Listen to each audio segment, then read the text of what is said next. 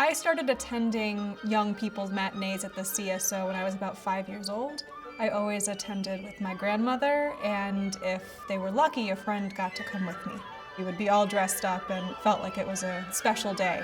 We always took the same path when we came into Symphony Center, and I remember it very clearly. We would walk in the doors, hand over our tickets, and then walk up the left side staircase, go into box O, and the minute the orchestra started to tune, I would snap to attention because I didn't want to miss a thing. I started coming to the children's concerts when I was 2 or 3. It was exciting. Orchestra hall is really pretty and inspiring. It was very cool to bring my child into the space and for his eyes to light up. And he's a percussionist, so for him to be able to look at the timpanis and everything that's happening from that view, he was just so excited. Seeing the percussionists play is really exciting, seeing them crafting the cymbals and rolling on the timpanis. The concerts are accessible. It's music that you've heard through the ages but may not have heard quite in this way. And I remember loving the moments when musicians got to try on their acting skills because they were playing a certain character or a certain animal and would be a little silly, which is not necessarily something you always get to see at the orchestra.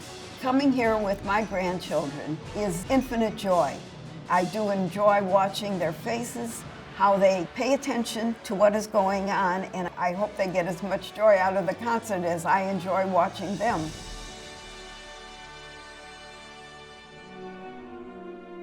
The pre-concert activities, I think, are wonderful. There's a lot of cool things about what happens before the shows. There's so many things you can do. There was an instrument petting zoo, and I saw the cello, and I tried playing it. It was way too big for me, but I liked the sound, and it just felt right.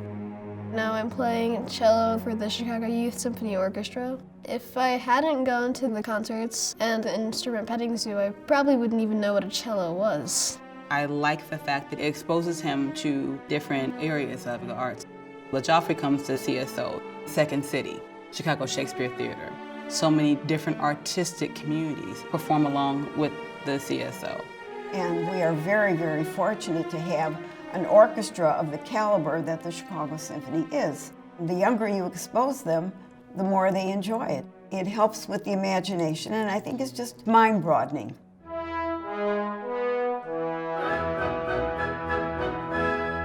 I can draw a direct line from experiences at Chicago Symphony Orchestra when I was 5 years old to the work that I do today. My entire career has been devoted to arts education and making sure that every student in every neighborhood, regardless of their circumstance, has access to places like the Chicago Symphony Center and the Chicago Symphony Orchestra, just like I did.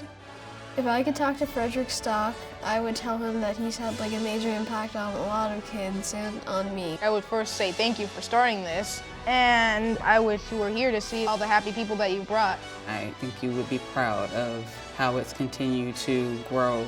He couldn't imagine what an inspiration he was going to be to thousands and thousands of families so far in the future. Thank you, Frederick Stock. Thank you, Frederick Stock. Thank you, Frederick Stock. Thank you, Frederick Stock! Spaces like this belong to every child, and programs like this that have been around for a century need to be available for years to come.